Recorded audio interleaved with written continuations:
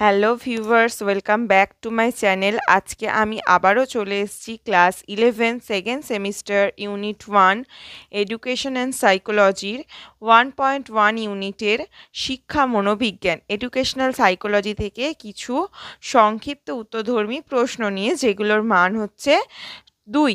তাহলে প্রত্যেকটা কোয়েশ্চেনের মান 2। তো চলো ভিডিওটা শুরু করা যাক। একের দাগের কোশ্চেন, মনোবিদ্যার আদি পুরুষ কাকে বলা হয়? সাইকোলজি শব্দটির উৎপত্তি কোন ভাষার শব্দ থেকে? তাহলে প্রথম কোশ্চেনটার অ্যান্সার হবে প্রাচীন গ্রিক দার্শনিক অ্যারিস্টটলকে মনোবিদ্যার আদি পুরুষ বলা হয়। গ্রিক ভাষা থেকে সাইকোলজি শব্দটির উৎপত্তি ঘটেছে। তাহলে দ্বিতীয় কোশ্চেনের অ্যান্সারটা হবে গ্রিক ভাষা থেকে সাইকোলজি শব্দটির উৎপত্তি ঘটেছে।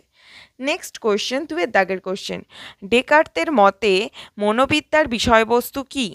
ডেকার্তের মতে মনোবিদ্যার বিষয়বস্তু হলো মন। 3 দাগের কোশ্চেন, চেতনার মধ্যেই আমরা মনের অস্তিত্ব উপলব্ধি করি, এই উক্তিটি কার? পরীক্ষামূলক মনোবিজ্ঞানের প্রথম পরীক্ষাগার কোথায় তৈরি করা হয়? তো এখানেও দুটো কোশ্চেন আছে। ফার্স্ট কোশ্চেনটার অ্যান্সার হবে চেতনার মধ্যেই আমরা মনের অস্তিত্ব উপলব্ধি করি, আলোচ্য উক্তিটি করেছিলেন উইলিয়াম জেমস। এবার নেক্সট কোশ্চেন, সেকেন্ড কোশ্চেনটা, জার্মানির লাইপজিগ বিশ্ববিদ্যালয়ে পরীক্ষামূলক মনোবিজ্ঞানের প্রথম পরীক্ষাগার তৈরি করা হয়। তোমরা কিন্তু ইংলিশ স্পেলিংটা ভালো করে দেখে যাবে, লাইপজিগ। 4 দাগের কোয়েশ্চেন, কোন মনোবিদ কত খ্রিস্টাব্দে মনোবিজ্ঞানের প্রথম পরীক্ষাগার তৈরি করেন?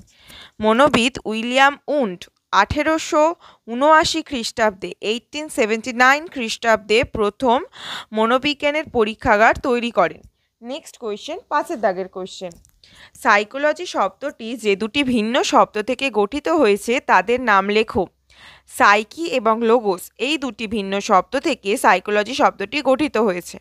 তাহলে প্রথমে বলেছে নাম লেখো, তো কোয়েশ্চেন বুঝে অ্যান্সার করবে। নাম বললে শুধু নামটাই বলবে, অর্থ বললে তারপর অর্থ লিখবে। যখন নাম জানতে চাইবে তখন কিন্তু অর্থটা লিখে দিও না। নেক্সট কোয়েশ্চেন, 6 দাগের কোয়েশ্চেন, সাইকোলজি শব্দটি যে দুটি শব্দ থেকে গঠিত হয়েছে তাদের অর্থ লেখো। দেখো এখানে অর্থ জানতে, তো এখানে আমরা শুধু অর্থটাই লিখব।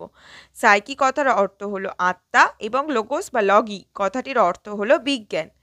তো পুরোটার অর্থ কি? আত্মার বিজ্ঞান। নেক্সট কোয়েশ্চেন, 7 দাগের কোয়েশ্চেন, ম্যাকডুগালের মতে সমস্ত আচরণের মূল কথা কি? ম্যাকডুগালের মতে সমস্ত আচরণের মূল কথা হলো উদ্দেশ্য সাধন।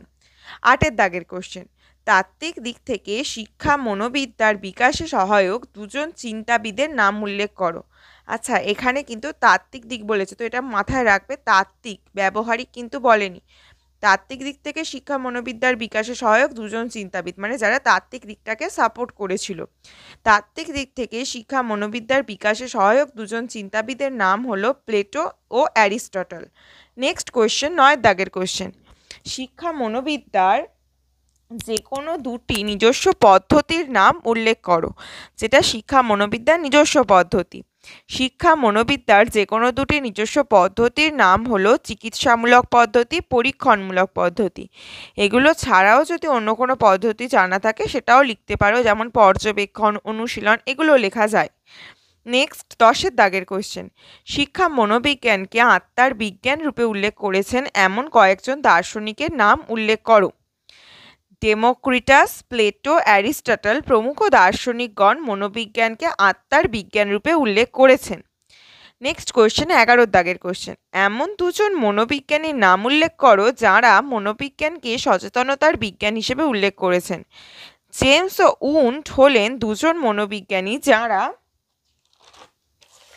মনোবিজ্ঞানকে সচেতনতার বিজ্ঞান হিসেবে উল্লেখ করেছেন।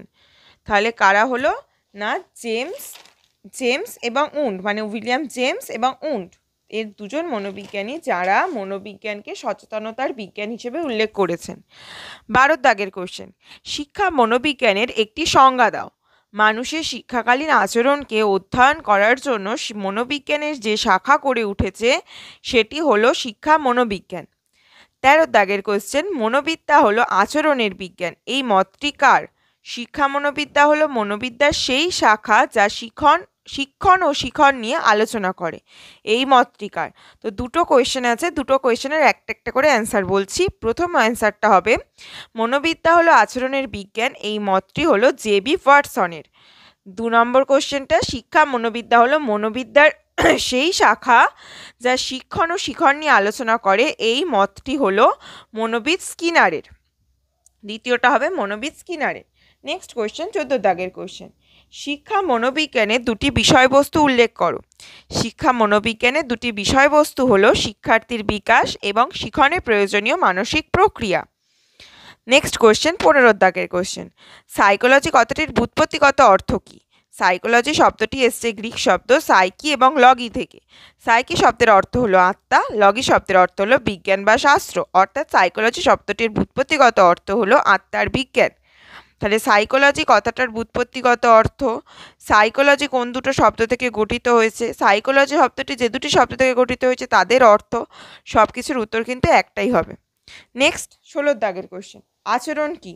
আচরণ হলো সেই সব প্রচেষ্টা যা পরিবেশের সঙ্গে নিজেকে মানিয়ে নেওয়ার জন্য প্রাণী করে থাকে। নেক্সট কোশ্চেন 17 দাগের কোশ্চেন, শিক্ষা মনোবিজ্ঞানের সংজ্ঞা দাও। শিক্ষা মনোবিজ্ঞান হলো সেই বিজ্ঞান যা ব্যক্তির শিক্ষাকালীন আচরণ নিয়ে আলোচনা করে এবং সেই আচরণের উন্নতি সাধনে সচেষ্ট হয়। 18 দাগের কোশ্চেন, শিক্ষাক্ষেত্রে মনোবিজ্ঞানের দুটি প্রভাব উল্লেখ করো। শিক্ষাক্ষেত্রে মনোবিজ্ঞানের দুটি গুরুত্বপূর্ণ প্রভাব হলো 1 নম্বর বংশধারা সূত্রে প্রাপ্ত সম্ভাবনাগুলির বিকাশে সহায়তা করা এবং 2 নম্বর শিক্ষণ প্রক্রিয়া আলোচনা করে শিক্ষাদানের কাজকে সহজ ও কার্যকরী করে তোলা। নেক্সট 19 দাগের কোশ্চেন, শিক্ষা মনোবিজ্ঞানকে কি বিজ্ঞান বলা যায়? আর শিক্ষা মনোবিজ্ঞান কি ধরনের বিজ্ঞান? দুটো একটা একটা করে আলোচনা করছি। প্রথম কোশ্চেনের অ্যান্সার, শিক্ষা মনোবিজ্ঞানকে কি বিজ্ঞান বলা যায়? শিক্ষা মনোবিজ্ঞানকে বিজ্ঞান বলা যায় কারণ শিক্ষা মনোবিজ্ঞান পর্যবেক্ষণ, পরীক্ষণ ও সিদ্ধান্তের সাহায্যে শিক্ষাকালীন আচরণ বিশ্লেষণ করে, নিয়ন্ত্রণ করে এবং ভবিষ্যৎবাণী করে। নেক্সট, শিক্ষা মনোবিজ্ঞান কি ধরনের বিজ্ঞান? শিক্ষা মনোবিজ্ঞানকে প্রাকৃতিক বিজ্ঞান বলা যায় না। শিক্ষা মনোবিজ্ঞান হলো মন সম্পর্কিত বিজ্ঞান। এর সপক্ষে কয়েকটি যুক্তি আছে। প্রথমত, শিক্ষা মনোবিজ্ঞান জড় পদার্থ নিয়ে কাজ করে না।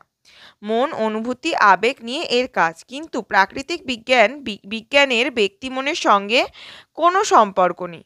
দ্বিতীয়ত, শিক্ষা মনোবিজ্ঞানের নিজস্ব পদ্ধতি হলো শ্রেণীকক্ষ পর্যবেক্ষণ। এই পদ্ধতি শিক্ষা মনোবিজ্ঞানকে অন্যান্য প্রাকৃতিক বিজ্ঞান থেকে স্বতন্ত্র করে রেখেছে। নেক্সট কোশ্চেন 20 দাগের কোশ্চেন, শিক্ষা মনোবিদ্যার উদ্দেশ্য কী? শিক্ষা মনোবিদ্যার উদ্দেশ্য হলো শিক্ষার্থীর শিক্ষাকালীন আচরণের বিশ্লেষণ ও তত্ত্ব গঠন করা, আচরণ নিয়ন্ত্রণ করা এবং ভবিষ্যৎবাণী করা।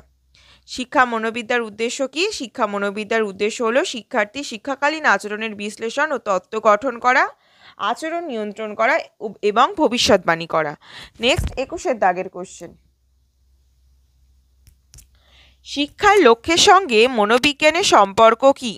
শিক্ষার লক্ষ্য নির্ধারণে মনোবিজ্ঞানের জ্ঞান বিশেষ তাৎপর্যপূর্ণ। আধুনিক শিশুকেন্দ্রিক শিক্ষা ব্যবস্থায় শিশুর বৌদ্ধিক ও নৈতিক বিকাশ এবং তার প্রেরণা, আগ্রহ, মনোযোগ প্রভৃতি মনোবিজ্ঞানের বিষয়কে ভিত্তি করেই শিক্ষার লক্ষ্য নির্ধারিত হয়। 22 দাগের কোশ্চেন, যে দুটি মুখ্য বৈজ্ঞানিক নীতির ওপর আধুনিক শিক্ষণ পদ্ধতিগুলি প্রতিষ্ঠিত তাদের নাম লেখো। যে দুটি মুখ্য মনোবৈজ্ঞানিক নীতির ওপর আধুনিক শিক্ষণ পদ্ধতিগুলি প্রতিষ্ঠিত তা হলো 1 নম্বর জানা থেকে অজানা, 2 নম্বর সরল থেকে জটিল। জানা থেকে অজানায় কি বলেছে? যে বিষয়ে শিক্ষার্থী ইতিমধ্যে জ্ঞান অর্জন করেছে তাকে ভিত্তি করে অজ্ঞাত বিষয়ের ওপর শিক্ষাদান করা। সরল থেকে জটিল, সহজ বিষয় থেকে অপেক্ষাকৃত কঠিন বিষয়ে পাঠদান করা। তো আজকের ভিডিওটা এই পর্যন্তই। ভিডিওটা ভালো লাগলে অবশ্যই লাইক, কমেন্ট, শেয়ার করো এবং আমার চ্যানেলটা সাবস্ক্রাইব করে রাখো এডুকেশন সংক্রান্ত ক্লাস 11-12 যে কোনো ভিডিও আগে পাওয়ার জন্য। এবং রিসেন্টলি আমার চ্যানেলে আরও কিছু নতুন স্ট্রিমের ভিডিও অ্যাড হচ্ছে, তো তোমরা চ্যানেলটাকে অবশ্যই সাবস্ক্রাইব করে রাখো এডুকেশনাল কোনো ভিডিও পাওয়ার জন্য। Thank you viewers.